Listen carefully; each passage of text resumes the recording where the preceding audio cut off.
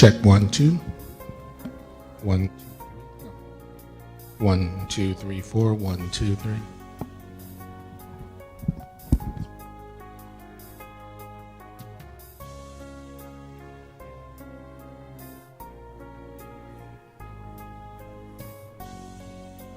One, two, three. That's better.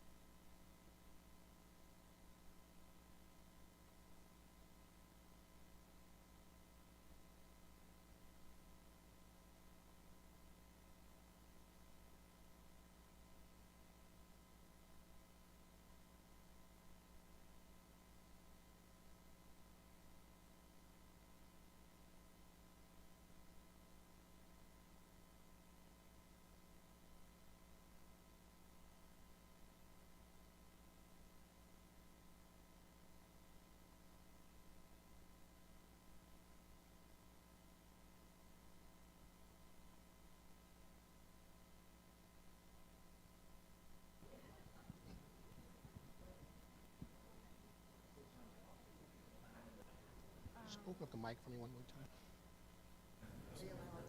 Check 1 2. Okay.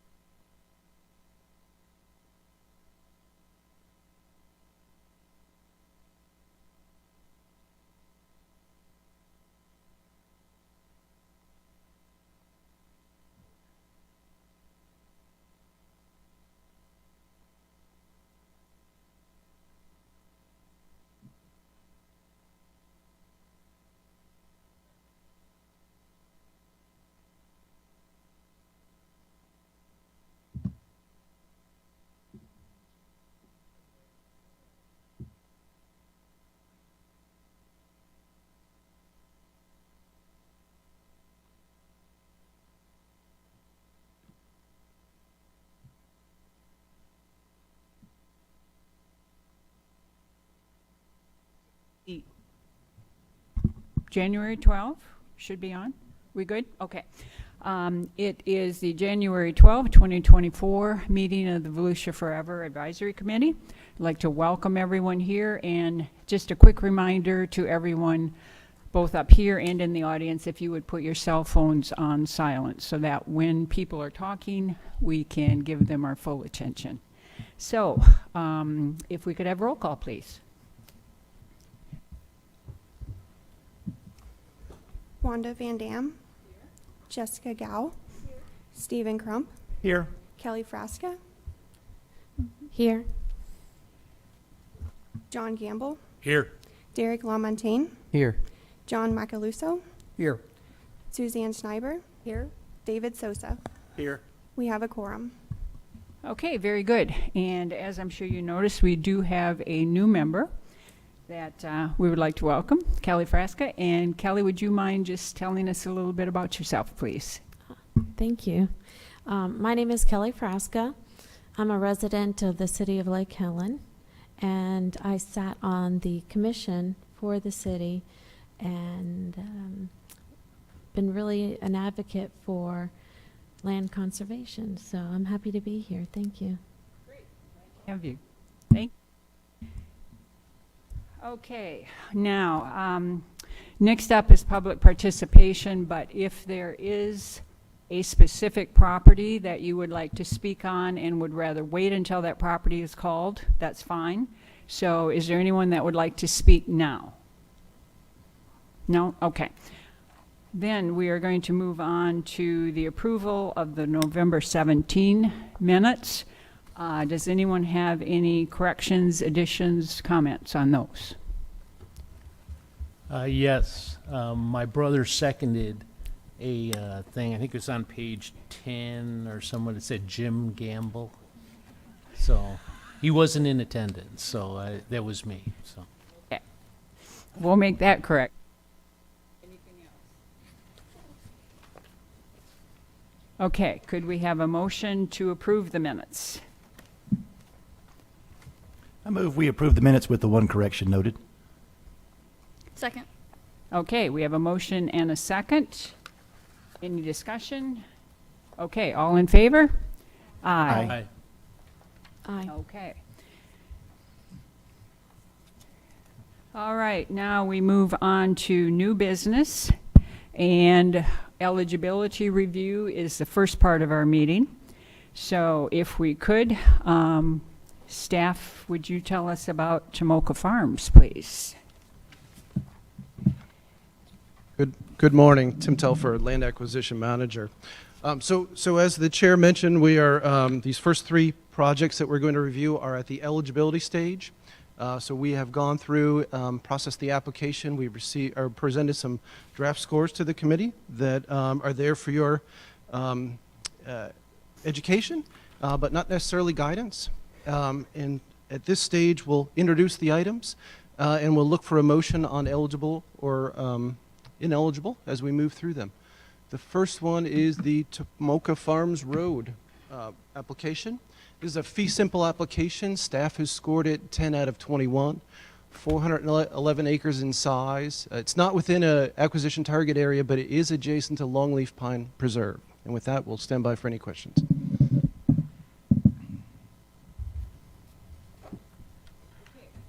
Any questions of staff? I have a question. Okay. Within the packet, it referred to the Ford family having mineral rights. What exactly, can you speak further to that? Sure. So I'll start from the beginning, I guess. I mean, if anybody's not familiar with mineral rights, your property rights are kind of a bundle of rights, and you can separate them out and transact them individually if you want to. It's not uncommon for what's called mineral rights to be sold separate from fee ownership on a piece of property.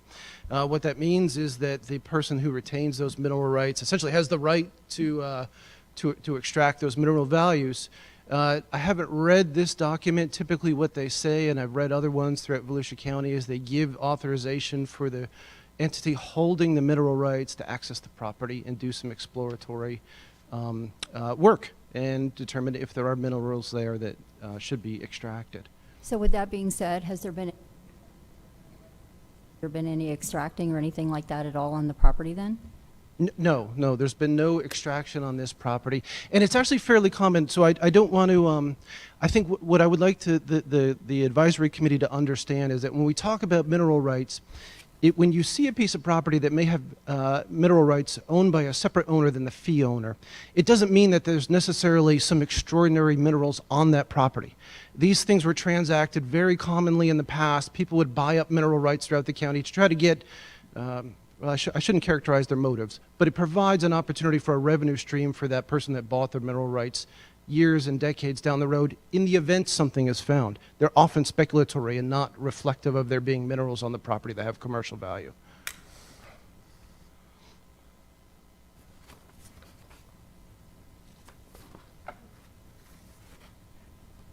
You good, Susan? Okay. This property was on the A list on our previous program, correct? Yes. Okay, Yes. all right, thank you. Anyone else with questions, comments? Okay. Someone like to make a motion on this one, please? I move to approve it as eligible. I'll second it. Okay, we have a motion to approve as eligible by Ms. Scow and seconded by Mr. Macalusa. All in favor, signal by saying aye. Aye. Any opposed? Okay. I do have one more question. Did you pay a site visit to this property? No, so for review, when we're in the eligibility stage, staff will pre-score it. If it scores as eligible, we don't conduct a site visit in the eligibility stage. We will conduct a site visit during the eligibility stage for those properties that staff scores that are within range of being eligible, but have a certain number of unknowns to them. So this one was already, through staff's calculation, exceeding the minimum threshold, so we did not conduct a site visit.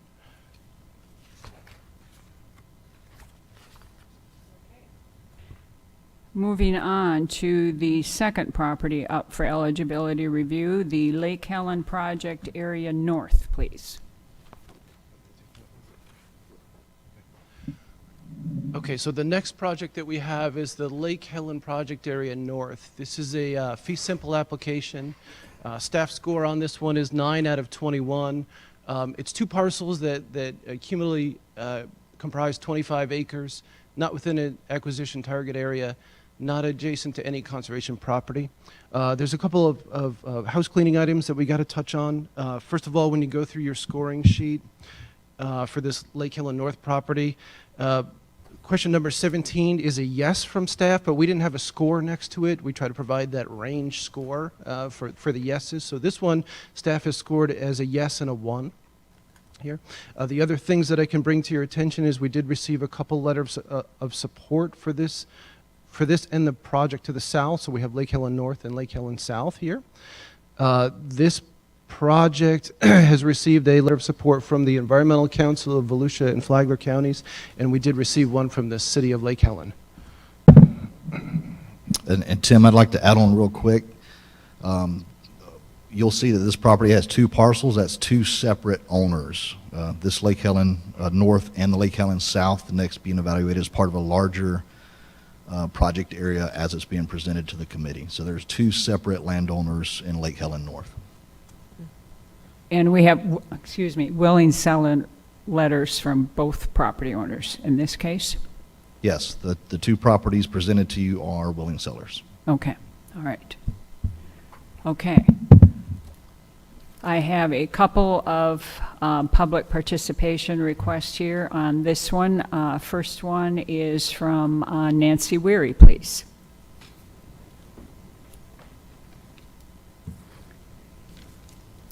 Good morning. Excuse me. I'd like to speak on north and south because although they are divided, they are part of a larger picture which is contained on this map for conservation. I've given you a packet with the map, the legend, the hydrology, which is extremely important, the letters of support. There's 27 parcels. Today, you're looking at, I believe, north is five of those, and south will be 2 of those. Those total, the whole 27 acres totals, the 27 parcels total 65 acres. What is before you today in north and south is more than half of that 65 acres. And we have the city, there's 5 acres adjacent, you will see on your map, that are in blue that the city owns, and the city is in the process of rezoning them to conservation. And Commissioner Eckert from Lake Helen can speak a little bit on that. That is in the process and will help with our connectivity. If you have any questions, I do have a slide presentation. If I can save that if you want, or do you want to see it now? That's up to you, if you want to go ahead and do it now. We can show it now. I just want to give you a little bit of an idea of what the north area has. It begins with a very strong stream flowing. I guess I can always look down here.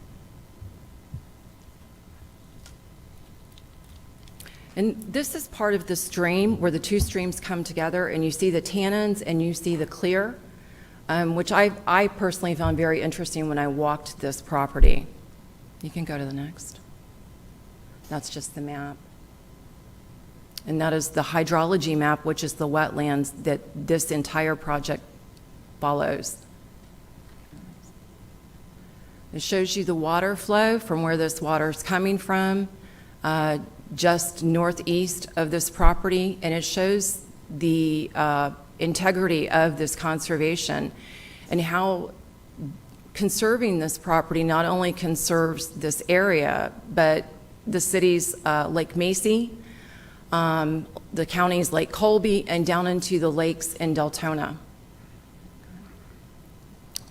It's adjacent to a Florida Scenic Highway. And this is a video you can kind of, and I'm standing above it, but you can actually, if it will play for you, it has a good, heavy, steady flow of water, and that is the stream right off of Main Street, which is this northern area we're talking about right now. Okay. It just shows you the water flow. And again, you're back to the tannins.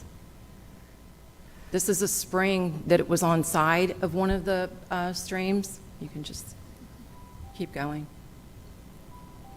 And the stream is, or the spring is in there. It's just a footprint, wildlife.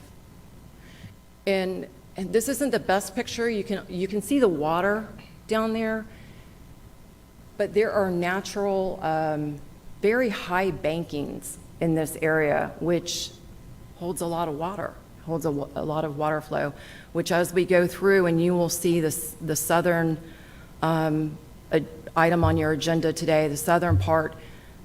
You can go ahead, please. This is just, you can kind of flip through the animals, and I think you guys can see that. That's part of it. That's part of it.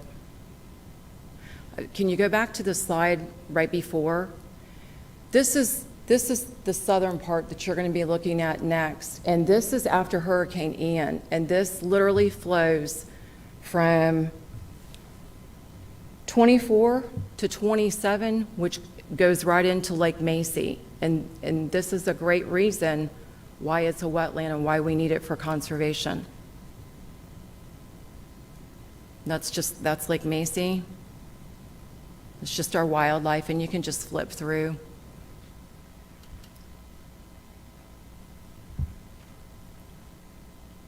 Thank you. Okay.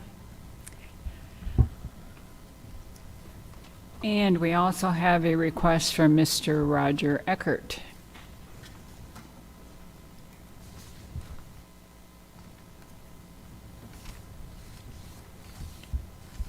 Good morning. I'm also the vice mayor of the city of Lake Helen, and I've recently been pushing this project through the city commission. And right now, the city commission is going through a changeover between having some new commissioners elected that are starting into the process and a new city administrator coming on board in February. And they want to be updated on everything that's going on because they don't know the history, since this has just recently been brought up before the commission about 3 or 4 months ago. And it's, they want to know more about it. They have no problem with doing the maintenance requirement if this is accepted by the Forever program. And they have no problem with a financial commitment. They have, all the requirements that are there. They want to see the area get protected because it is a great water recharge area for the Lake Helen and West Volusia area. D-Land is wanting to put in a well over by the fairgrounds because we have this great recharge area in this spot. And it's something that's needed to protect the future of Volusia County and West Volusia. I know when they divided it into 2 sections, I don't know where the dividing line is. Is it Ohio Avenue or Pennsylvania Avenue?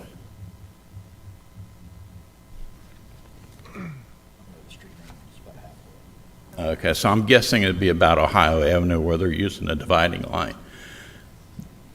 The area south of Ohio, the stream goes through a heavy swamp area that a lot of people own property in, and they don't realize that there's going to be restrictions on them being able to do any development in that area. And that is why also the city is looking at possibly turning over development rights of the properties that they own to the Volusia Forever program to ensure that no development goes into those swamplands or water recharge areas. So we're looking, hoping that you guys will endorse this property so we can carry on further and protect what is necessary to save the future of our water supply in Volusia County. Okay, if I could ask you, sir, did you say that Lake Helen does not have an issue with managing this property? No. Okay. Is that something that's been discussed at the commission and voted on? It was discussed because of the changeover of new people at the time. When it was discussed, they said they would rather have the new commission and the new city administrator be brought up to par and discuss it with them prior. So that's going to be into February before they can actually make the final commitment on it. Okay. And what about financial commitment? The same thing they did with, I'm not sure what it was called. I call it the cost of property on Pravat. They haven't decided, we haven't discussed the amount of commitment, whether it be 10, 20, 40% commitment. But that'll all be brought up when we have our workshop with the new administrator and the new commissioners. And that is how far down the road? We're hoping in February. February, okay. The new administrator comes on board about February 5th. Okay. All right. Yeah, question for you or Nancy. What's your long-term vision in here? Because this is kind of, if it got approved and ranked and everything and it got bought, it'd be very difficult to do a lot of management in it, and so the parcels just may be left the way they are. Now, some people don't like that. Some people may want trails, may want it cleared underneath so they can access it. I mean, it'd be nice to know what the city and the citizens really, what they're looking at, what it would look like 30 years from now.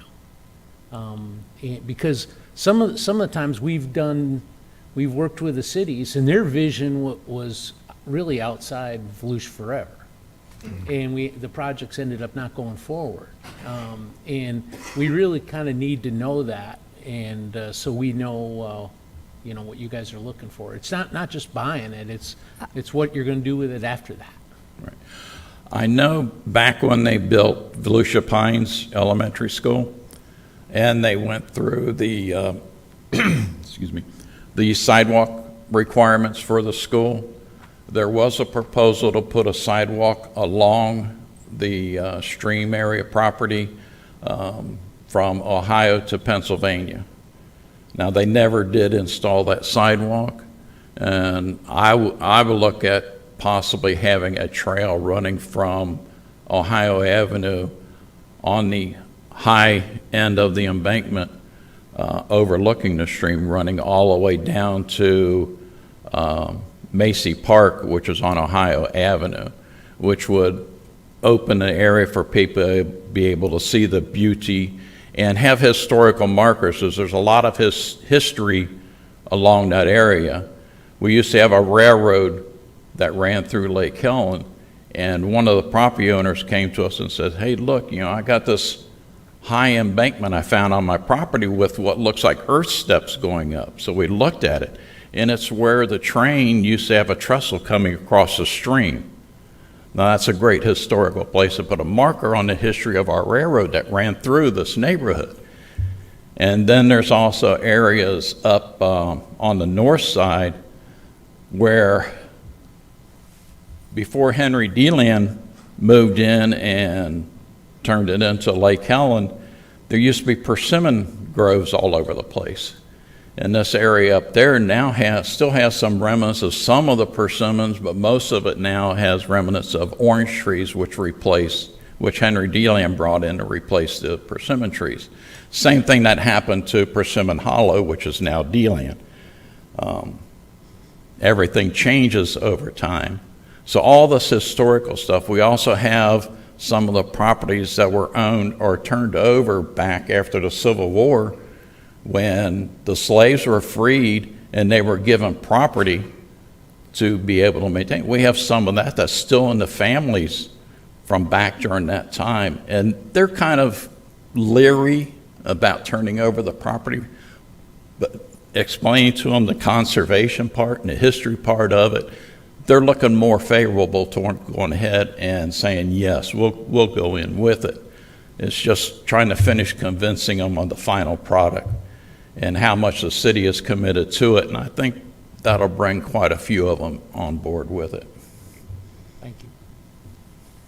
If I could, sir, the one parcel that is owned by the city, which falls between the two different owners' properties here, has the commitment been made on that to turn that into conservation, or is that something that's also needs to go in front of the new commission? I'm not sure which one that is. There's 5 pieces of property that are included in it that the city owns. Okay. Okay, yeah, that's the one that would be an overlook area, would probably be turned into maybe a small little park because it's above the stream. And as far as I know, all 5 of the properties that we have discussed, there is no problem with turning it into conservation and making it as part of the entire project. Okay, and that is something that's been discussed at the commission and approved by the commission? Consensually approved. They're waiting, like I said, wait for the changeover in February to do all the final approvals. Okay, okay.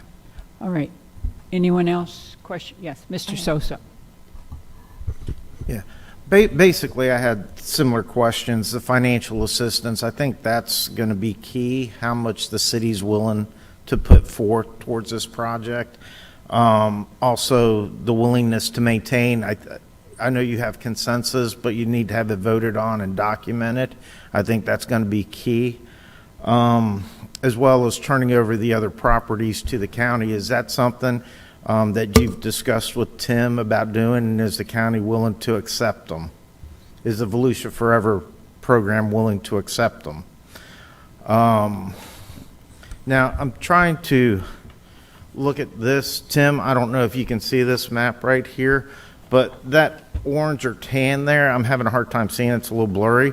That looks like, is that like wetlands cutting through these areas that go into the Lake Macy?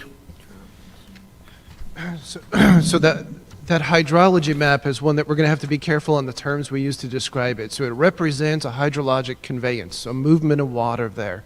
But when we talk about wetlands, that has a very formal process for defining the landward extent of a wetland and what is and is not a wetland. So I would encourage everybody to keep it in the context of just hydrologic conveyance. That's what we know it to be based on the map series. Okay, so that's basically determine water flow? It is, yeah. Water's moving through there, yep. Through that in the area. orange area, yep. Okay. Also, if I could add, in the city's comp plan, there's a lot of the properties that are already designated as being in a conservation area, but the properties themselves have not been zoned as conservation areas. And that's what I'm trying to do, is to switch over from just having it designated on the comp plan to actually making the property conservation zoned. Okay. And as far as the Volusia Forever program, we don't have any properties right now in the Lake Helen area, is that correct?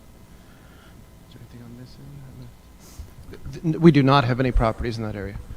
Okay, so if this was something that would be started, that would, basically, we're looking at this section here coming across as far as adding that to a conservation area? This would be new to the program, yes. All right, thank you. Ms. Schreiber? So I have several questions, some for you and some for staff. I know that's on a scenic highway. Can you tell me which scenic highway that's on?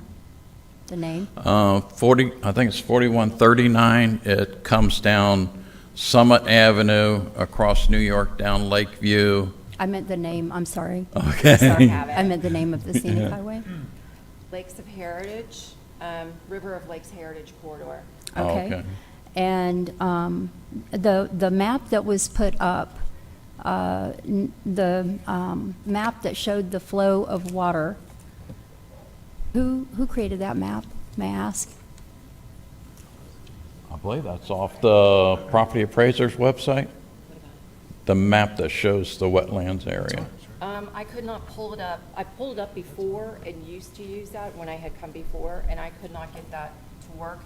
The wetlands is exactly what Mr. Sosa pulled up, and that is. Miss Nancy, I'm sorry, can you speak into the microphone? Oh, for sorry. minutes? Was this map, which is actually the county's map. It's not mine. And I believe that was in, that's what I think the property received. appraiser's website.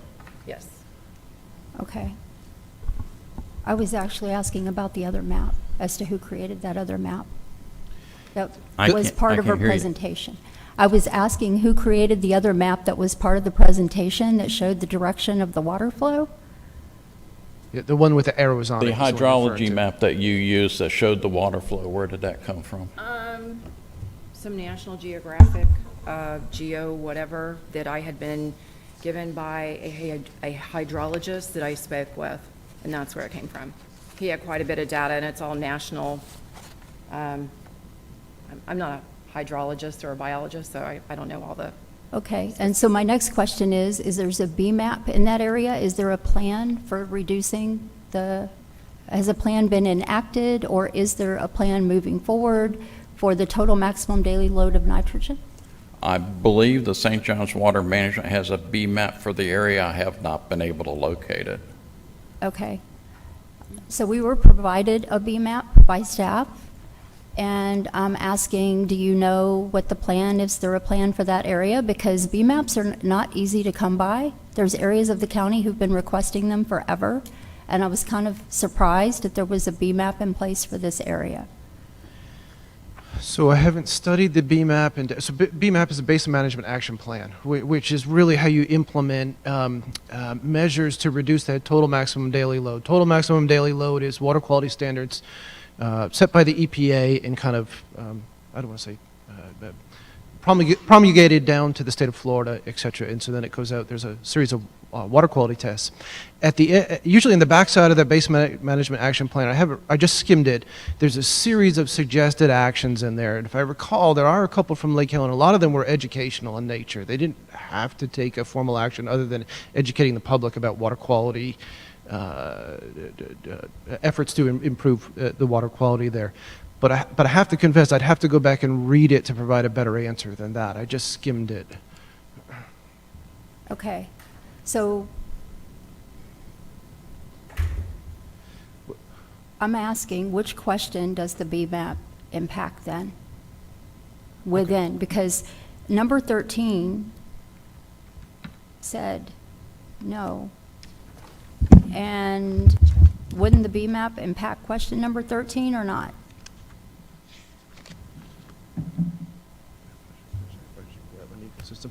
So I'm going to say, so the question number 13, does the property contain high-functioning or potentially high-functioning wetland ecosystem? So I'm going to answer from my personal experience on that. And when we talk about wetlands, I mentioned before that there is a state process for delineating the landward extent.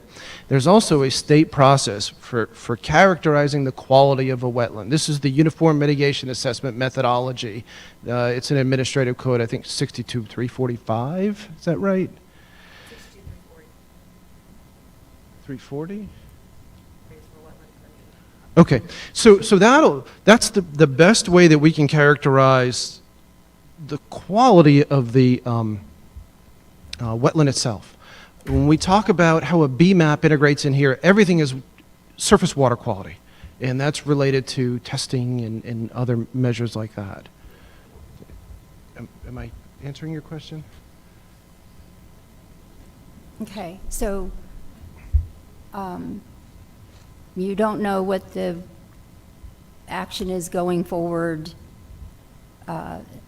Normally when there's a BMAP, in my experience, there's something that's done in the community, whether it's a septic conversion or a fertilizer issue, or so I'm asking again, no one knows what the long-term plan is here for that. And the reason I'm asking, to me, it's pertinent to the overall water and where the water's going and how hard it's flowing and this whole scenario here. And it's a legitimate question. Like the other gentleman asked, the way I see the future of it going is to have a scenic trail going through the area so people can see the beauty of it, but the main long-term purpose is the saving the area for the water recharge of our aquifer and for the wildlife to be able to use the water for their needs and stuff. And I also like to add, there's actually two streams, one of them coming from the east side of I-4 down and crosses Ohio, and then it goes down through the Lake Helen area. And then the other one comes over from Victoria Park Development, crosses I-4 in their little off-ramp triangle area, then comes across the Lake Helen. Some of that stream is the state owns the property that the stream runs through for most of that. And so those areas weren't included into the program because we feel the state's going to protect those areas anyway. But they all come together and they flow down and it goes into Lake Macy on the northwest side of the lake.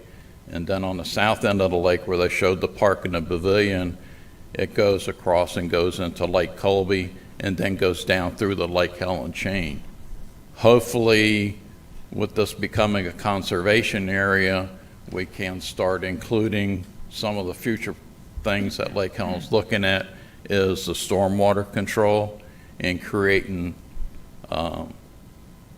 stormwater collection areas to keep the water from going straight into the stream, which will help reduce some of the flooding that's going on and traveling down through the Deltona area. I noticed on page 62, the groundwater recharge area map showed that it was high.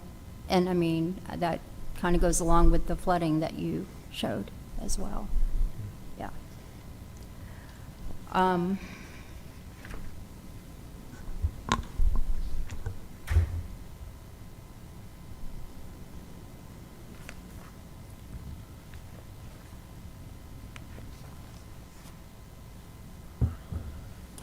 There was a reference in our minutes, I believe, about projects versus individual, something to do with, you know, I had asked that question and it answered, but to ask it further, what's required for a project versus individual properties? and that's for staff.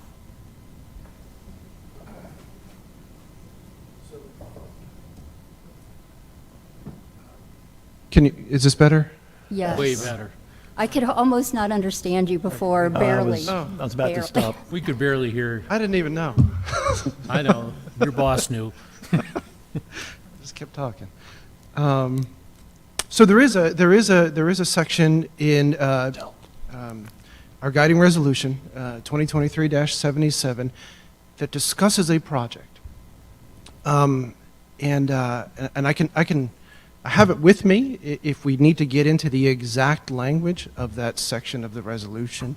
Essentially, it does discuss the potential of creating a project area. Now, the difficult thing for us is that a lot of the language characterizes, where do I start? It deals with nominations, and nominations are defined in preceding paragraphs as having a willing seller letter. And this is the challenge that we've had on this area here, is that we have not received willing seller letters to connect the willing sellers that we have. And so it's very tough for us to define a project in this area because we don't have those willing sellers at the time. That's why the projects are presented, just the ones that we have willing sellers for today. We have the Lake Helen North and Lake Helen South. That's only the willing sellers that we have today. We had had a couple of meetings with Ms. Weary and some of her colleagues and discussed the potential to try to build a project area through here. We've talked through that, but that's really predicated on the landowners being willing to participate in that process. And I do want to say that the way Resolution 2023-77 is written regarding both nominations and projects mirrors the state's language around the Florida Forever program.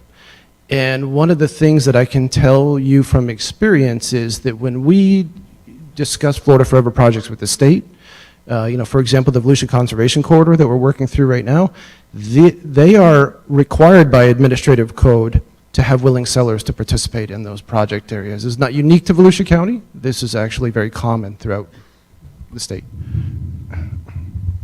So, because I had such a hard time understanding you before, I'm sorry, but I'm going to re-ask you the same question so maybe I can hear better through the mic now. So on page 65, the Middle St. John's B map, the map is titled Spring PFA B map Watershed Lake Helen North, and then there's also Deltona Watershed and Middle St. John's B map. And if I'm understanding correctly, in the top right it says ESL 9. So I would think that pertains to question 9. No. She's saying no, you're saying yes.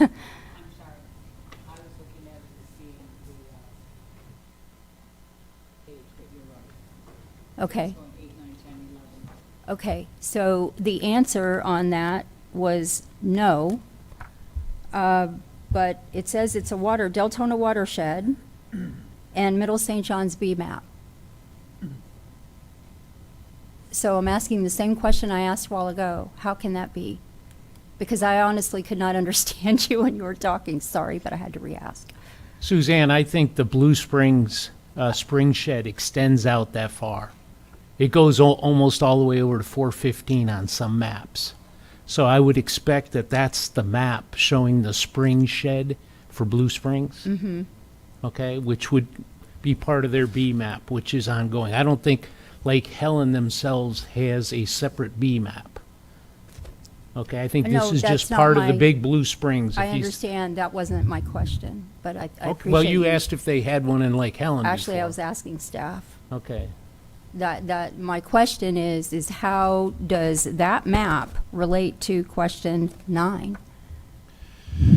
So the map series that both staff uses to do our, what I would call advisory score, non-binding scoring, and is also provided to the committee members, is simply the best data sets that we have to try to answer the questions as they're laid out in the resolution.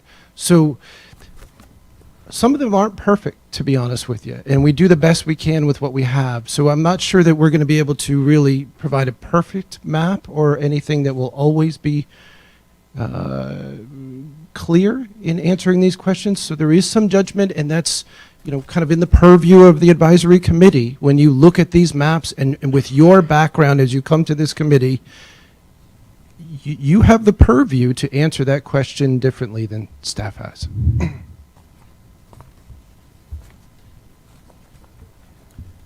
I have a question, Chair. If, Ms. Schreiber, were you finished, or? Yeah.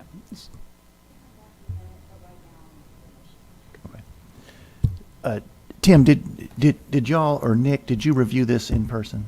Since it was close to the threshold, did you go out and look at this? Yeah, we did have a staff member go out and look Staff member at the looked at it. property, yes. Okay. What was we're looking at whether it's eligible or not. Number 18 is Florida exotic pest category, invasive exotic plant coverage observed. And it says no. What is, no is, it is covered in invasives, or? So a no on that question means, in the staff person's opinion, it exceeded 5%. It exceeded 5% in invasive.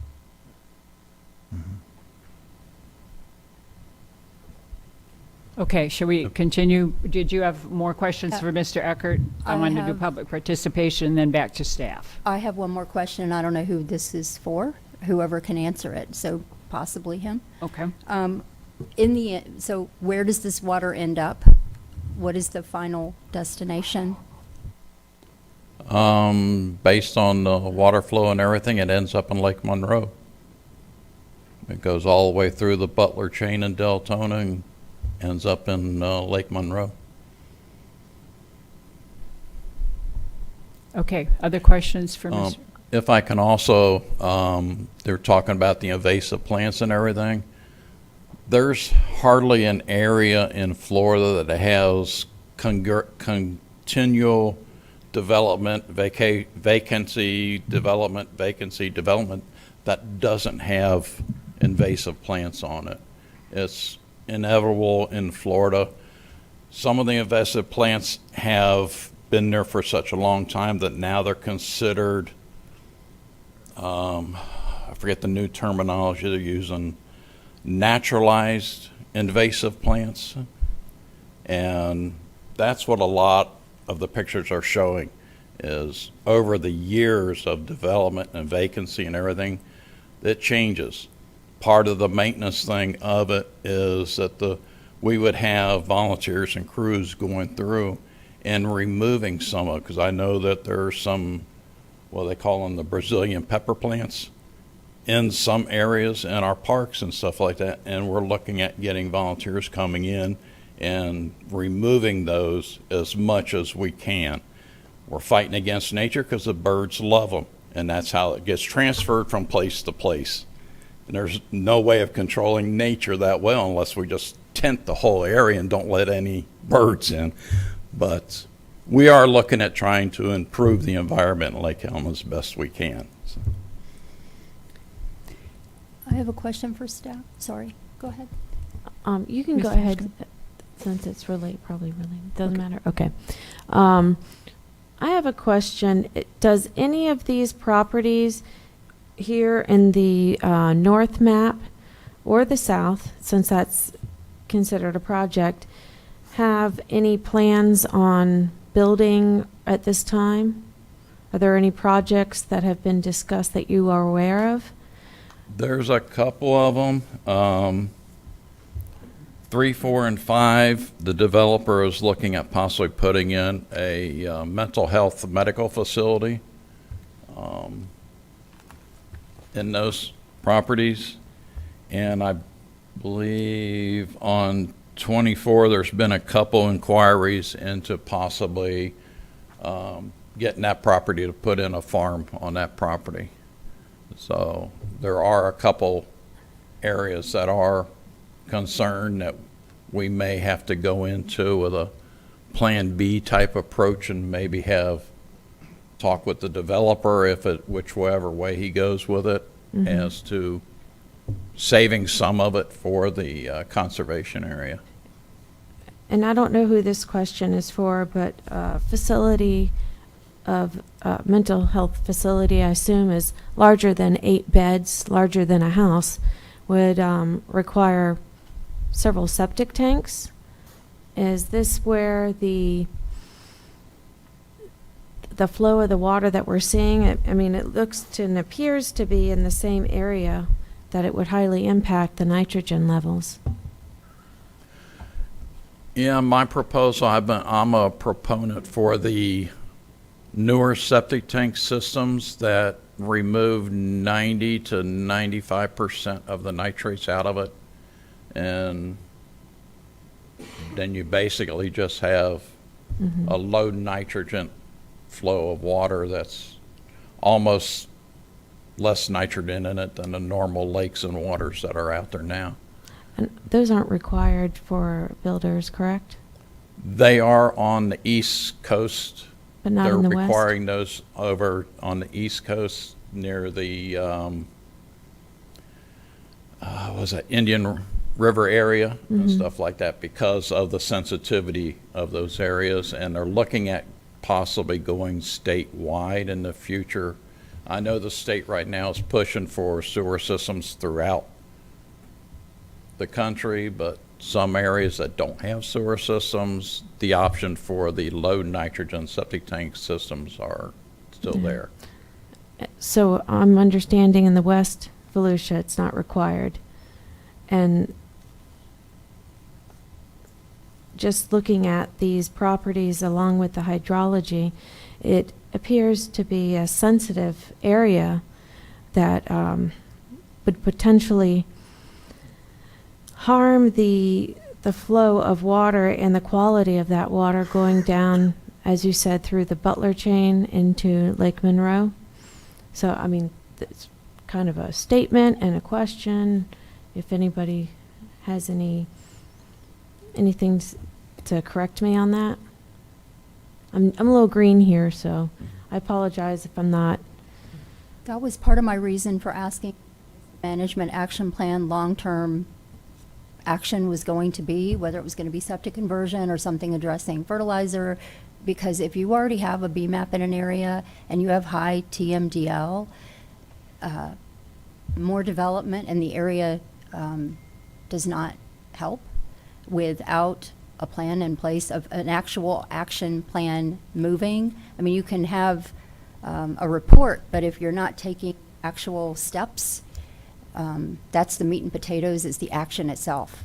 That's why I was wanting to know if there was something in place that was happening there. So. One of the issues that we had in the past with Lake Helen's commission is that we had a lot of developers on the commission, and so everything was geared towards, everything they passed was geared towards that. But people are realizing that was the wrong way to go, and the newer members are looking at possibly reversing some of those issues and bringing more into. Even the people that live around the lakes and everything understand that there's going to be requirements for them to change theirs so that the nitrogen levels in the lakes are reduced. And everybody understands that, you know, the future is changing as we go through our times nowadays to improve the quality of our water, to reduce the CO2 in the air and everything else that we've been adding to the pollution over the centuries that mankind has been changing the world.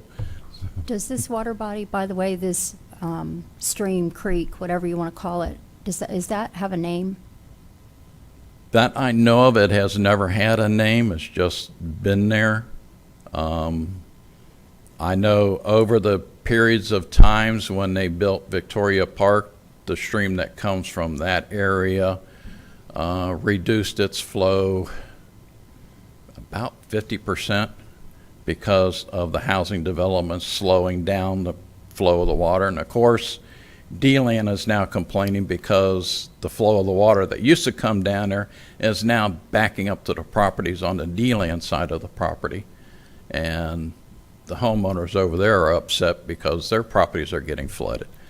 So the impact that mankind does on us is important, and that's why we feel it needs to be protected and changed before it gets worse. So I have one more question and then I will stop. The hydrology map that was provided, how far back does this go, out of curiosity? Like, how long has this water been in place there as far as staff knows? I'm not sure I'm going to be able to shed any light on that. We'd have to do some research to answer that question. I just thought I would ask, that's all. Okay. Thank you, sir. Okay. And we have one more request for public participation. Betty O'Loughlin.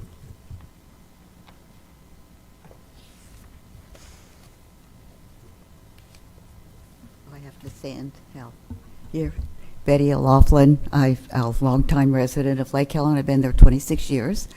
My husband's retired military. I moved all over and I found Lake Helen and I thought I died and going to heaven. Of course, I also have horses.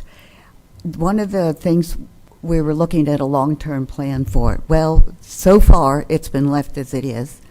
And I know there could be other things that can be done, but that's the entrance to Lake Helen. People come into Lake Helen because of the little town to see the horses and everything. And so if that goes away, that will just, I'm looking at it, that would be very damaging to Lake Helen. So we are trying to save what little bit we can. And so many is really, they want to do it. And people are understanding that we've lost some of the stuff with building. But people are more on board now. And I'm one of their loudest voices, of course. Wanda's smiling. Yeah, I'm the past president of the Environmental Council of Volusia and Flagler, also with the Sierra Club. So I've been before this a lot. But I really feel that we need to save these pieces of property. And since we have individuals that are very willing to step on board with this, it may be one of, 10 years from now or 5 years from now, it may be the one place people come because they don't feel like they're overwhelmed by traffic and by shops and too many houses. So I would appreciate y'all really consider this, but I think this is really not because I live there, but because I'm an environmentalist and I see the potential for this property. Thank you very much. You're working with your city commission, I'm assuming that you're working. Okay. Okay, that should be it for public participation. Now back to staff. Does anyone have questions specific for staff? I have a question. So with I think, was it number 17? Is that the number you said at the beginning was changed, or was it 16? It was 17, and that staff recommendation is a 1. 1, okay. So with that change, doesn't that bring up our score to 10? I'm new to this, so just explain to me. 17 was a... I'll answer that, Tim. So it still gets the score as a yes, as one of the points. The scale of 1 to 5 is just the amount, kind of a weight given to it. So, Okay. For example, a 5 would be we have full financial commitment, full management commitment, where a 1 is more of discussions about it. So on a sliding scale, a 1 is at the lower end, a 5 is the higher end. So number 9, we discussed number 9 about the potential capture beneficial recharge. It sounded like these 3, 4, 5 fall into that category. Doesn't that change that to a yes?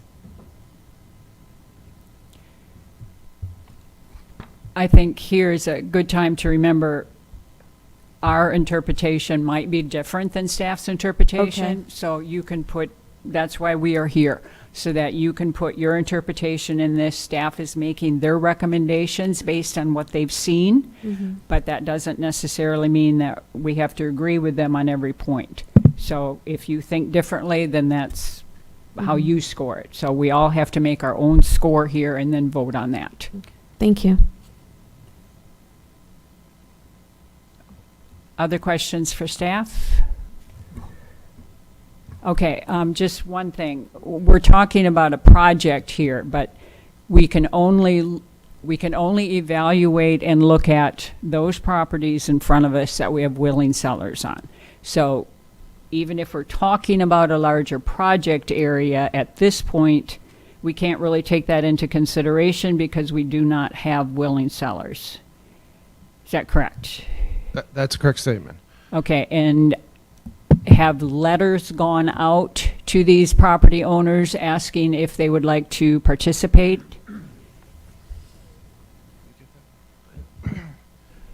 We have. We've issued letters to the nominated properties, to the submitted properties, some of them multiple times, some 2, some 3 times in the past. Okay. Okay. All right. Very good. Thank you. Anyone else with questions? So not necessarily questions, but is now a good time just for some comments, if not questions? Yeah, go ahead. Okay, yeah, thank you. So I did want to appreciate everyone from the public who came today. I do think that's important to hear the voices of the people, and that's, why we're here to pick properties that, the people want, I think, and also that help the environment. So that's definitely a positive for this. And I do want to say that, I appreciate all the additional information that was provided, and think that I hope maybe staff agrees that some of these numbers in their criteria might change because of the additional information that we've been provided here this morning. Particularly, that ECVF letter, they are one of the premier environmental organizations in the county, and actually, for anyone who doesn't know, part of the reason why we're here today, they helped get Volusia Forever, on the ballot in 2020 very significantly, and without that, we might not have got this this program re-going or up and renewed again. So I appreciate everything they did there. And in terms of this actual property, it looks like these ones we're looking at today are obviously just from the overhead map, totally forested. Agreed. I guess I don't know how much invasives, but at least a lot of hardwoods and a lot of good trees to save. And the water flow, I'd like to point out that the thing I'm looking at most, and the criteria is for number 6, it ranked a 5. And so again, that was a clear yes, but not just like a little yes, but it was like that's the highest score you can get. And so I appreciate staff giving it that 5 to say that, this is a significant area for groundwater recharge. So that alone, like if anything gets a 5 on that one, that's just like, in my view, a very worthy property. So I would like to see that, this gets started. And of course, the very first step is the hardest sometimes. So, we don't know all the other parcels that will come on board, but we have to at least keep the door open. I think by promoting this and getting it forward today, we can help promote Volusia Forever to an area that hasn't really been seen in. Lake Helen apparently didn't have any other parcels from Volusia Forever there, and I'd like to see a fairness of all parcels or all cities have something, and to give those people they voted for Volusia Forever just like people in other cities did as well. And so I guess, long story short, I support this approval at this step, and hope it can move forward. Thank you. Okay. Mr. Sosa, did you have a question? Yes. I guess this project here has been going for a while, since before I was nominated to this board. I'm just curious, how long ago were the willing seller letters sent out to the other property owners? Has it been like in the last year, last 2 years? Do you have a time frame? I do. Pardon me. So I have a list that we had done. The most recent appeared to be June of 2023. And did you get responses back from those? No. No. And how many were sent to those people? How many letters were sent to the buyers? To the landowners, I'm most of the properties have received 3 letters, December of 2021, May of 2022, and June of 2023. There's a couple on the list that have only had 2. And there's actually we have some that have 1, but they actually had a yes response, and it was the tabled Osteen project. So most of them have received 3 letters. About 3 letters. All right, thank you. Suzanne, did you have something else?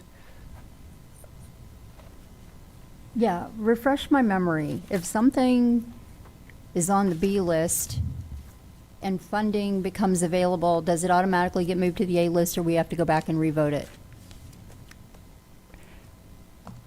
I'll let them answer that, but then we have to get back to, this is eligibility only. I understand. Okay, so, I understand. thanks.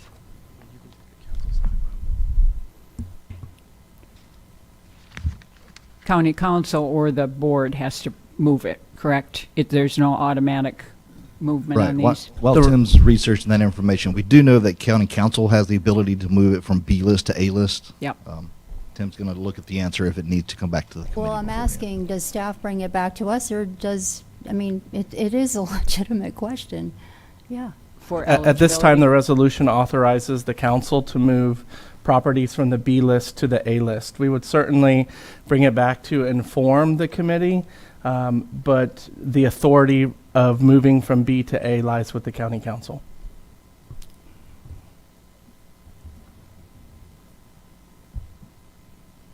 Yeah, I'd like to add, once a property is on the A or B list, it is, and approved by council, it is effectively approved for acquisition.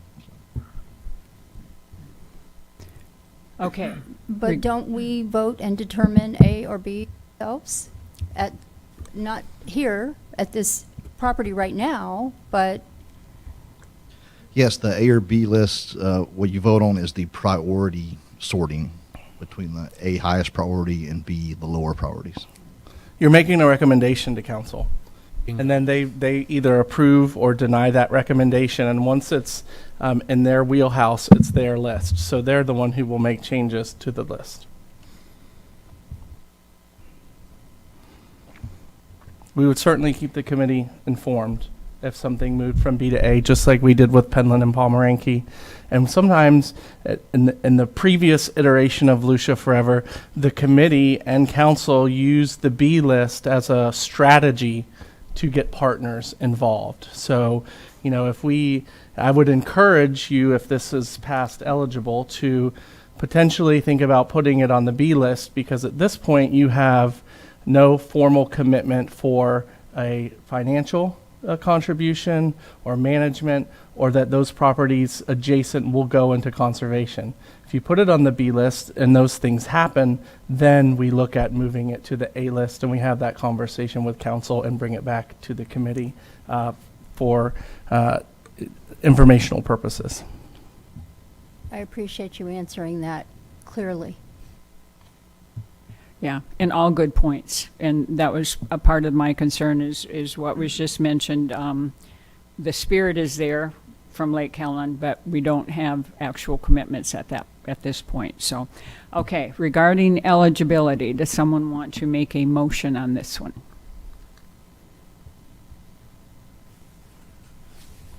I will make a motion to find it eligible.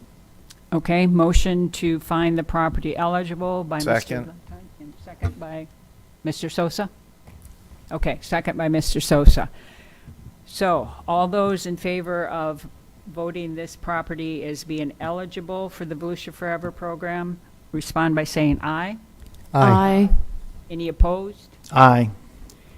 Okay, motion passes with one in dissent. Okay, thank you.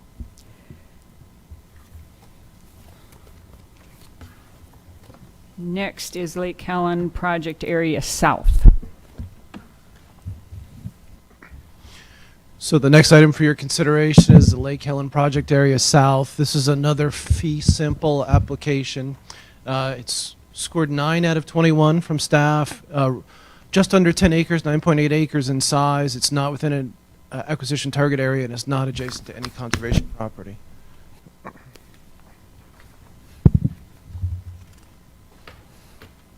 Okay. Does anyone from the public wish to speak on this one? Ms. Weary? This property is pretty much very similar, the same as the north property that we saw earlier. I want to remind you that the slide I showed was the this area right there to the roadway, and that's where the flooding from the hurricanes are, and it is part of your wetlands, part of your BMAP. It's very hydrologic important. So I do hope that we say yes to this too. Thank you. Mr. Eckert?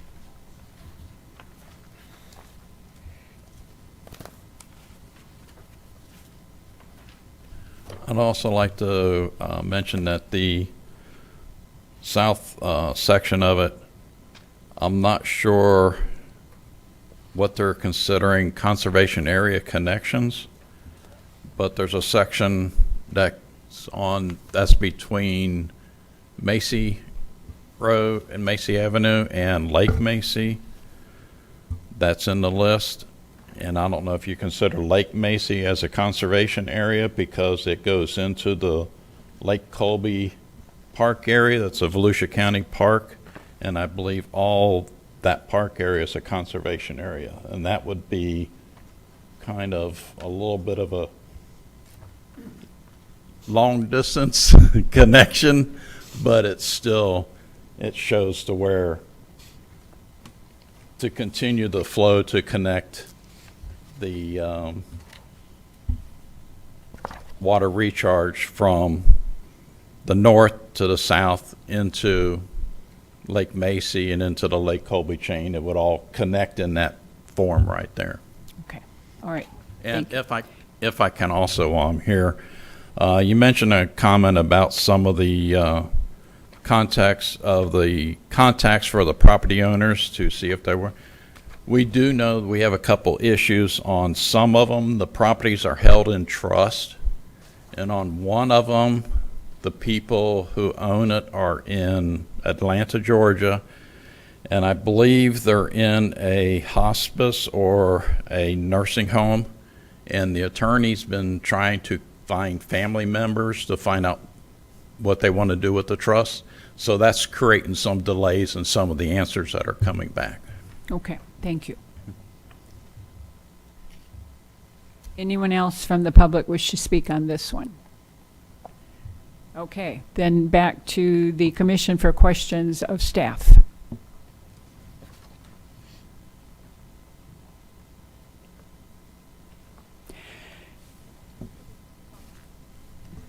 Ms. Gao. Not a question for staff, just a comment before we get into motions. I was in favor of the last one because I did think that the high groundwater recharge availability was there, and I like the idea of urban conservation. I think that we've seen a really dedicated effort to compile kind of functional pieces here. I'm not sure that this one is as functional. I think that staff was actually very generous in some of the yes answers in the criteria. We've got a lot of ones in there that I think are borderline.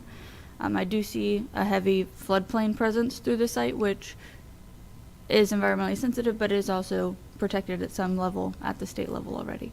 So. Okay, thank you. I'd like to make one comment. This parcel looks like this is something the city really ought to get on as they're part of the commitment for this, because this may be a better park site or something else rather than fitting into our program. So, I mean, that's one of the things you need to look is don't put things on our table that you want to do something else with down the road, because this is not regular parks where you clean stuff out, have picnic tables, all that kind of stuff. That's echo. That's not evolution. Yeah, just So be real careful that the city, even on those other parcels on the previous one, if there's something you want to do special in there, develop a park in the middle of that, pull that parcel out. Don't let us lock it up, and then the city goes, well, we want to do something with that. Well, that's not going to happen after that point. So just be aware of that. So Just speak to that real quick. Briefly, please. If it's up to me, we will conserve everything. I just want Florida. I want, everything to stay intact. that. I understand what you're saying. That is absolutely not what I'm looking at, but.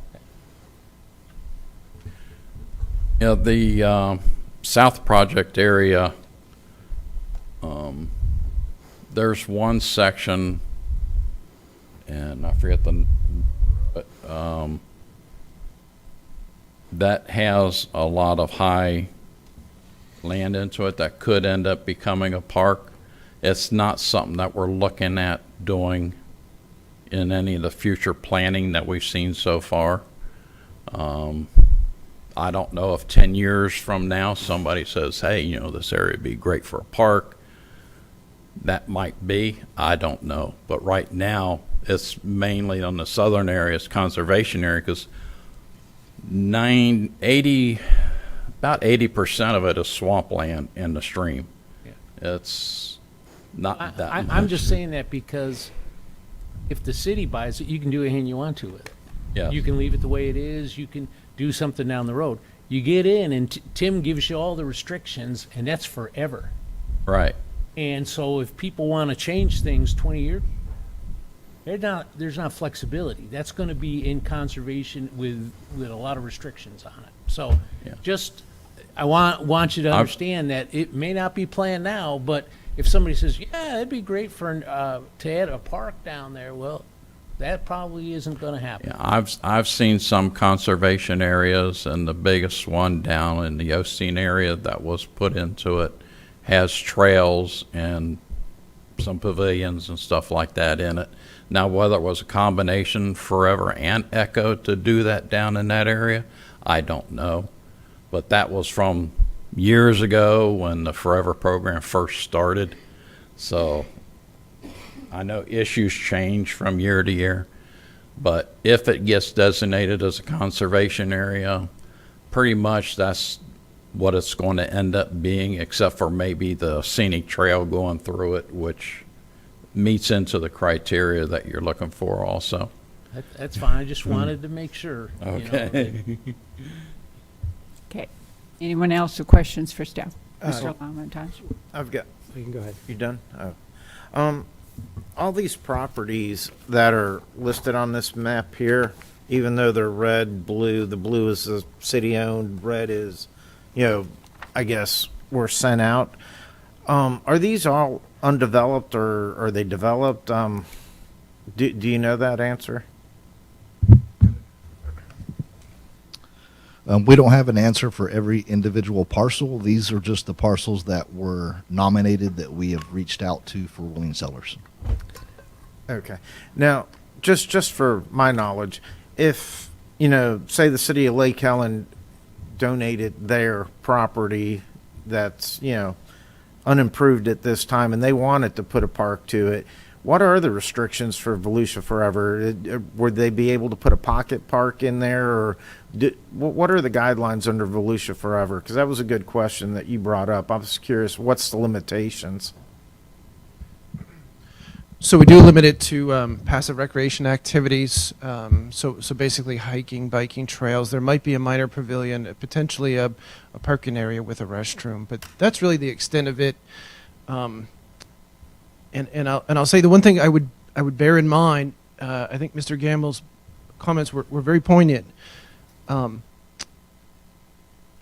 we saw the picture of the water running over the road, my mind went to, well, we need more stormwater storage in that area.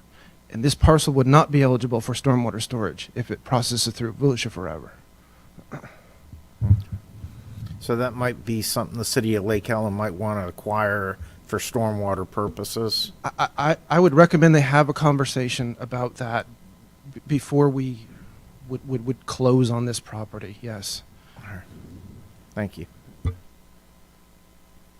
Just one more comment. I recommend they have a conversation about the entire project before we go any further. Okay, anyone else? Mr. Dahl on the top.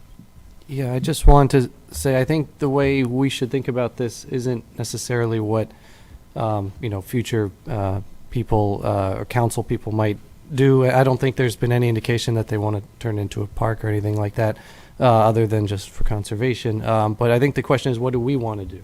So if we would like to see this protected, if we want to see it conservation, then we shouldn't, just say, hey, maybe the city, you do it, and what's the chance of them having enough funding and really this, I think at some point, again, if you, I'm ready now, because this is, I don't want to wait when we have the bookends of a potential project before us to say eligible. But at some point, I think that these parcels will, if they need to get into conservation, then we need to do our part and say, hey, if we think they're eligible, then maybe that gets more people and more of these trusts and so forth, looking at it as that's a real possibility. Whereas if we say, hey, no, then it's gonna like shoot in the foot all these other efforts to some degree. And so again, I don't think it's a huge commitment to say, hey, I think it's eligible if they come before us. I know it was mentioned maybe you could put it on B list for now or something, and it would be like down the road if they do make those commitments that we can do that. But we shouldn't like say no now, because I think it's been really hard for it to come back before us, and there's some people or have mentioned that maybe it can't come before us again. So I think at least leaving that door open, and that's what I would say we should support. Thanks. Ms. Frasca? Yes, as I'm familiar with Lake Helen and its properties, as far as parks, another park being a possibility, right in that area we have quite a few parks. We have right up there on Ohio, we do have in one of the blue areas, part of that property has a park. It's actually being renovated now. And down, I'd say maybe less than a quarter of a mile or half a mile, we have a baseball and football area, and that also in the past included a playground. It just doesn't have playground equipment now. And right there at Lake Macy, in the past there was playground equipment, and it is a park with picnic tables and recreation abilities. So I mean, we're really rich in parks in that particular area. So I don't see the need to want to put a park in the more on the outskirts of that main area, if that clarifies any of that. Okay, thank you. Ms. Schreiber? I thought it was interesting that this scored a 9 and the last scored a 9, and I had the same exact questions written, which I'm not going to go through again for this property, because there's a BMAP and Deltona watershed and the whole situation. I would just say I'm kind of perplexed by the whole conversation about connectivity, and I have been for quite some time, because we didn't start out with connectivity in this county. And that was my reason for asking about projects versus individuals. And of course, I know about willing sellers. I participate with the Florida Wildlife Corridor Foundation. No one gets connectivity more than I do, probably. But I'm becoming really perplexed as to pockets of wildlife outside of the corridor, and not just Lake Helen, but all over the county. Pockets of wildlife matter, and when we can't all get to a bigger picture, sometimes it's puts us all in a interesting position, because people outside of the wildlife corridor I don't think that they all voted for the program just to save the wildlife corridor. And I say that after somebody who went and got 10 letters of support, 5 from cities, which, by the way, Lake Helen gave a letter of support for expanding the wildlife corridor. So, you know, we live in a pro-development county, and I just, it becomes very difficult for everyone when they watch their green spaces disappear. So, I understand I'm rambling right now, but I talk to a lot of people across the county, and there's a lot of upset about losing green spaces. I just want to make that clear. Okay, one question, if I could, for staff. The comment has been that if this is deemed ineligible at this point, it cannot come back. And we've always said in the past, if things haven't changed on a property, we're not going to review it again. In this case, if they were to obtain willing seller letters from other properties connected to them, would that open up the opportunity for them to come back? I'm going to say yes. Okay. All right. Okay. Because I agree that Lake Helen has got a lot of work that they need to do on this whole project.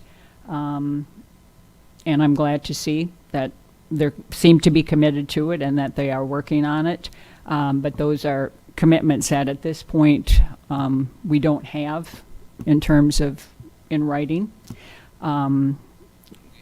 So I'm hoping and glad to hear that they plan on continuing to work on this.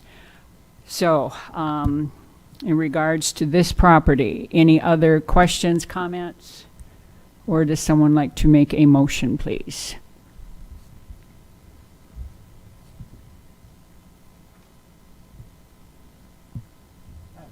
I have a quick comment. I struggle with so many little sellers. It's just, it's juggling so much when you throw it in the air. That what are you going to sift out of it? And how much time are we wasting on projects that are going to be scattered at best? That's what I struggle with these things. Yep. Okay. I'd like to make a motion for eligibility. A motion by Ms. Franska that we deem the property eligible for the Volusia Forever program. Do we have a second? I'll second it so we can vote. Okay, second from Mr. Crump? Yes. Okay. All in favor for this being eligible, signal by saying aye. Aye. Aye. Opposed? Aye. Okay, we're going to need a roll call on this one, please.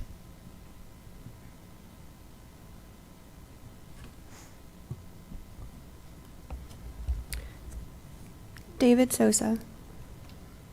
I approve it. Suzanne Schneiber. Yes. John Macaluso. No. Derek LaMontagne. Yes. John Gamble. No. Kelly Frasca. Yes. Steve Crump. No. Jessica Gao. No. Vice Chair, I'm sorry, Wanda Van Dam. No.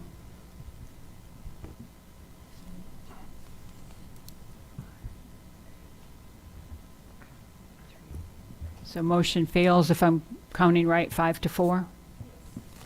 Okay. All right. The property has been voted as being ineligible at this time for the Volusia Forever program. Okay. Thank you, everyone. Now, second part of our program is the committee review and sorting into A/B list of properties that have previously been found eligible. Yes, very good summary there. Well, Ms. Frasca, this is your first time through. The rest of the members have done this a number of times. This is where projects have already been determined to be eligible. We're now asking the committee to recommend to the county council they be placed in either the A list or the B list. Okay. Okay. So the first one that we have for you was the Double Eagle project. This is a forest and farmlands application. So that's an easement. 990 acres in size. It received 14 out of 19 affirmative. Potential matching funds, it's on the Department of Agriculture and Consumer Services Rural and Family Lands Protection Program list. It's ranked 20. Attributes, has both an NRMA and eco overlays, and is within the wildlife corridor. Okay. Questions? I had just one. This one, I believe, was also on the A list in 2006, correct? So it's been on the A list and was not acquired before funding ran out. Correct. Okay, thank you. Okay, no more questions, comments, motion? I move to find this, to place this on the A list. Okay. Second. Okay, motion by Ms. Gow and a second by Mr. Gamble to place this property on the A list. All in favor, signal by saying aye. Aye. Any opposed? Okay, motion carries unanimous. Next property. Maybe. Your angle. All right. The next property up for consideration is the UB property. It's a fee simple acquisition, 308 acres, received a score of 10 of 21. It is within the NERMA overlay and the wildlife corridor.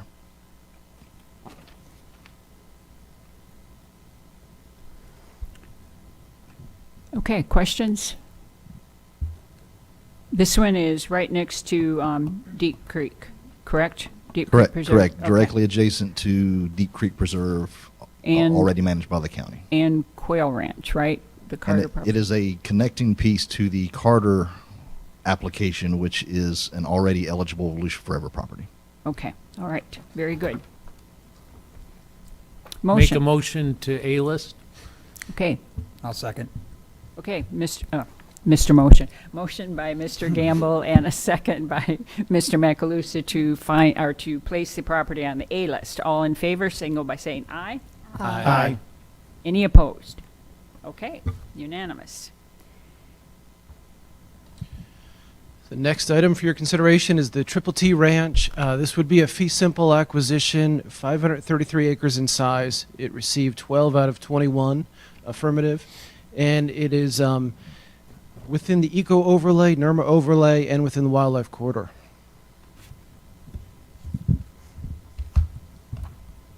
And next to Wiregrass Prairie, correct? That's correct. Okay. You got a question? I have a question. Was this property used for, and just out of curiosity, for hunting? Yes. Okay, so this is the one, okay.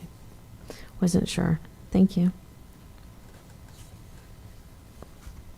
Any other questions, comments? Someone like to make a motion? Move to A list. Mr. Gamble made a motion to place this on the A list. A second? Second. Second by Ms. Gow. All in favor of placing this property on the A list, signal by saying aye. Aye. Aye. Any opposed? Okay, unanimous.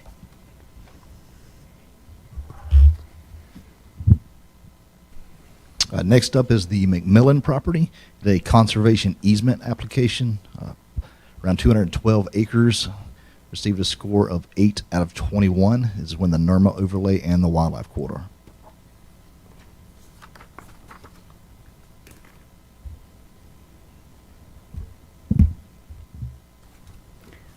Okay, priority area 1 on the Florida Ecological Greenways, correct? Yes, it is, correct. And adjacent to other conservation properties. Okay. Any questions? Someone like to make a motion? Make a motion to A list. Okay, Second. Motion by Mr. Gamble to place this on the A list, second by Mr. Macaluso. All in favor, signal by saying aye. Aye. Any opposed? Okay, unanimous for the A list.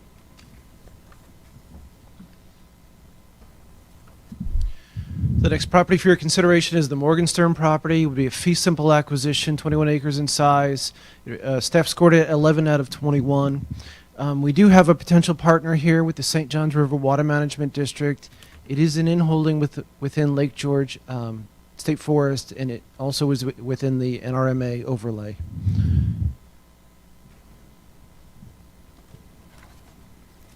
Now, Volusia Forever has acquired other in-holdings in the Lake George Conservation Area, correct, over time, Yes, yep. previously in the previous program? In the previous program, and we're currently underway. If you recall, there was a Lake George In Holdings project that was on the A list, and so we're in the appraisal stage right now for that project. Okay, all right. Okay, any questions on the Morgenstern property? I have a question. This was listed as fee simple.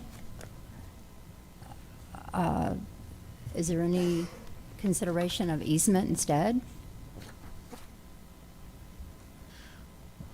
I don't have any indication from the landowner. Have you heard anything?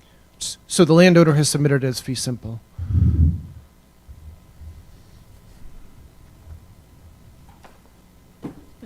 Just to comment on that, I do think that last time we had a discussion that if we authorize it as A or as a fee simple, during negotiations, they could take an easement. We've kind of said you could buy it all, but there could be a lesser. That's up to Yep, you so, and that's a similar story to the Triple T Ranch. If the owner comes back and says he'd prefer to do an easement after discussions, we'll inform the advisory committee of that.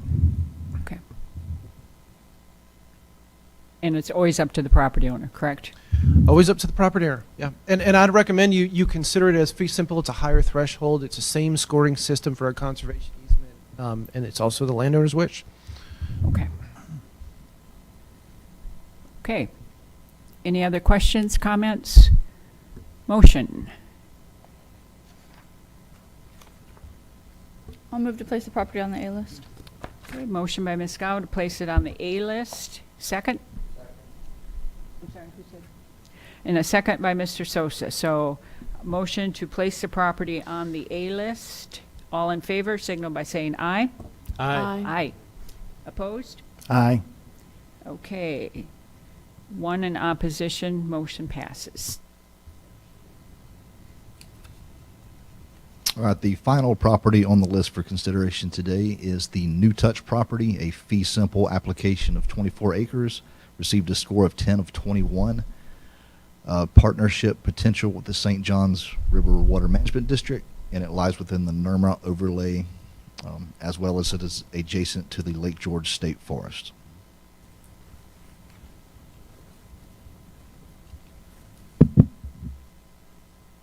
The Lake George State Forest is completely around it, correct? Land-wise? Not exactly. It is the complete eastern boundary of this property. It's the eastern boundary, okay. Yes.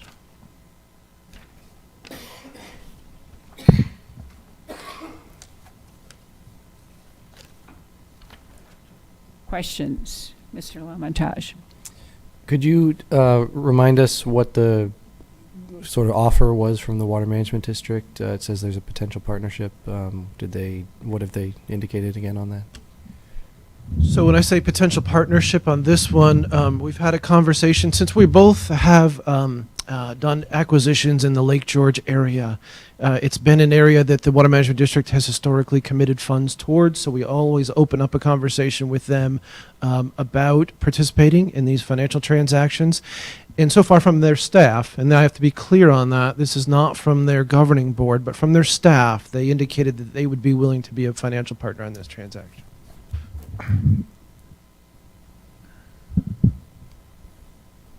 Any other questions, comments? I have a comment.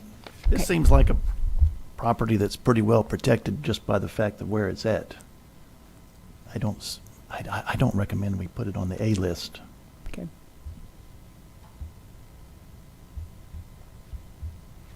Okay, if there's no other comments, we're ready for a motion. Can I Mr. make Gam- one more comment? Sure. Does St. John's manage all the property in this area, or Nick, would this fall to you guys? The property adjacent to it is managed by the Florida Forest Service as part of the state forest. Okay, so would they be taking management over on this? if We were would need to partners? have that discussion at the staff level with them. They've expressed interest if it was eligible, but that, again, has not been an official decision by them to manage it. Gotcha. Thank you. So just to kind of have a conversation with the previous comment to yours. You had mentioned about the B list, and I'm just curious if it's on B, and then I don't know, Water Management District says, hey, we're willing to give, 75% of it, but then our county council couldn't buy it without first moving it to A, right? Or I'm sorry if this is very basic how it's purchased, but just wanted to make sure if I'm understanding that correctly. Your understanding is correct. Okay. Okay, well, I mean, I'm okay either way, yeah, but thanks. Okay. All right, ready for a motion. I move we A-list it. Okay. Motion by Mr. Gamble to place it on the A list. Do we have a second? Second. Okay, second by Ms. Schreiber. All in favor of placing the New Touch properties on the A list, signal by saying aye. Aye. Aye. Opposed? Aye. Okay, roll call, please.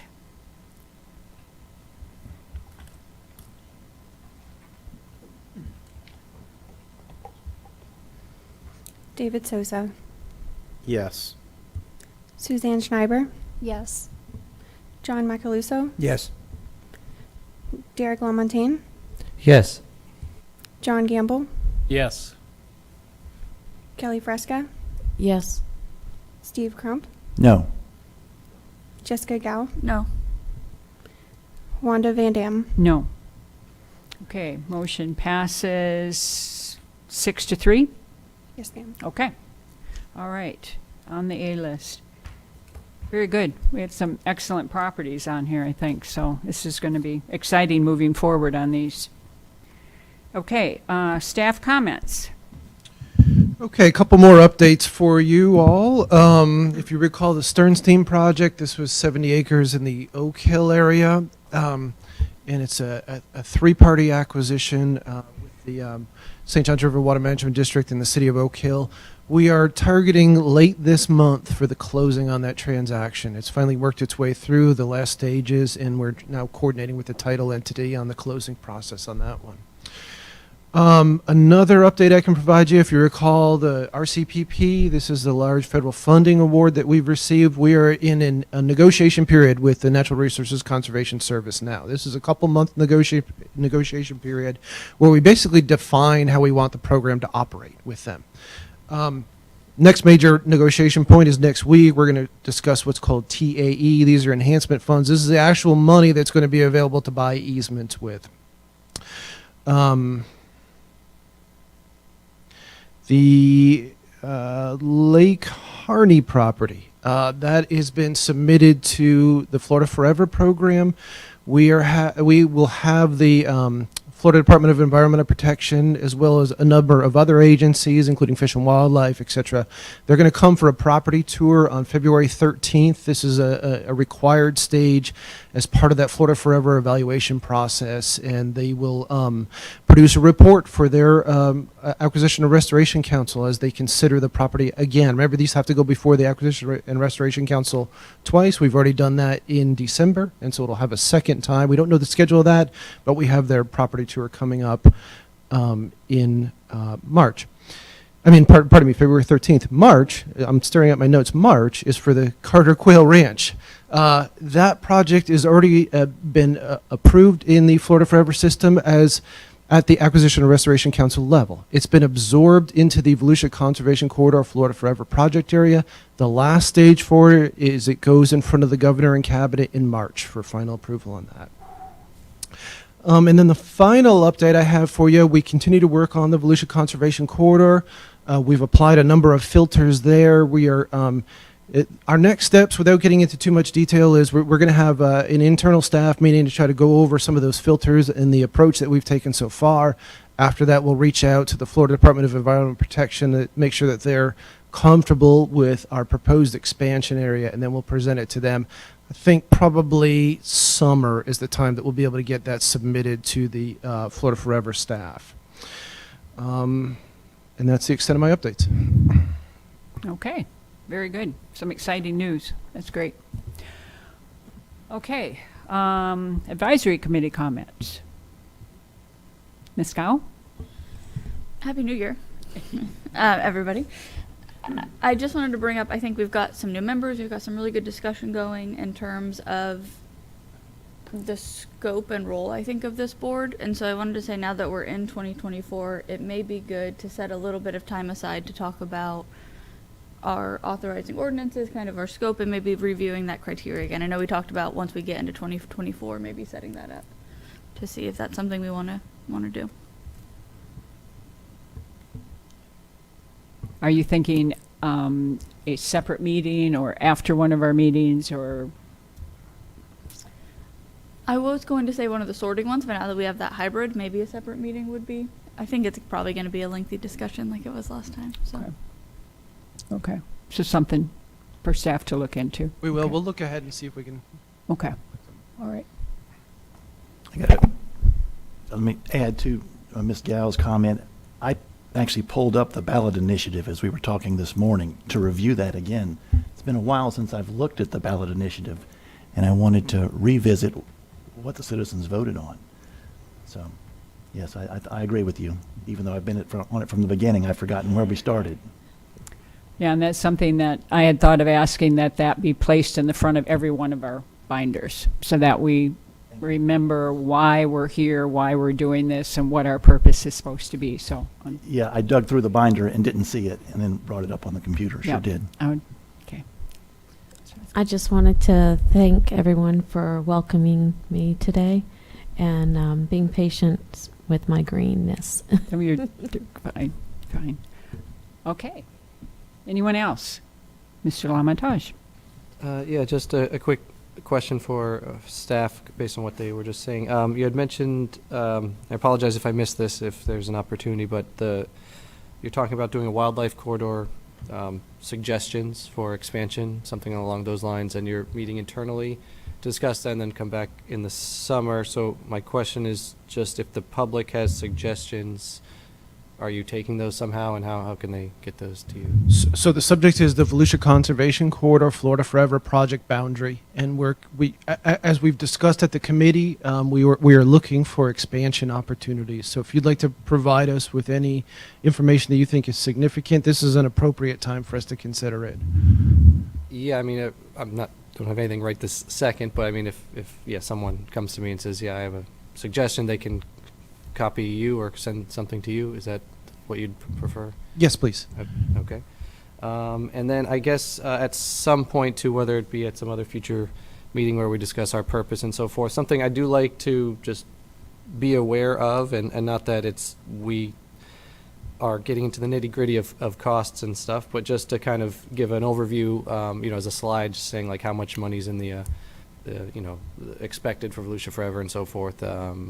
That's always helpful at the start of meetings and so forth, because like if we're like, oh, we already spent it all, then we're just kind of wasting our time, or if it's like, oh, there's a whole bunch left, then it's like, well, we can approve even kind of stuff on the borderline. So I don't know, I just like to have that in the back of my mind as information, and the public who come and watch these meetings, can have that readily available. So other than that, I think that's good. But I guess my preference would be to not have a separate meeting, just to, maybe we could have like a little lunch break or something, just all on the same day, because it's just easier for travel and so forth.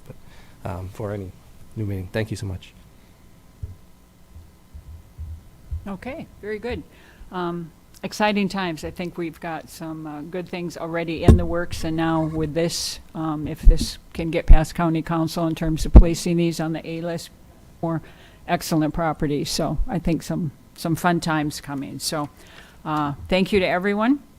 Everybody had good input, and I know we have differences of opinion on some of these, but that's why we're here. And that's why we were placed here, because we all are coming at this from different directions, and we all have our way of looking at things, and that's the purpose of us. So I'm glad to see when we have some back and forth. So with that, if someone would like to make a motion to adjourn. Move to adjourn. And a second? I'll second. All right, moved by Ms. Gow and a second by Ms. Franska to adjourn. All in favor? Aye. Okay, very good. Thank you, everyone.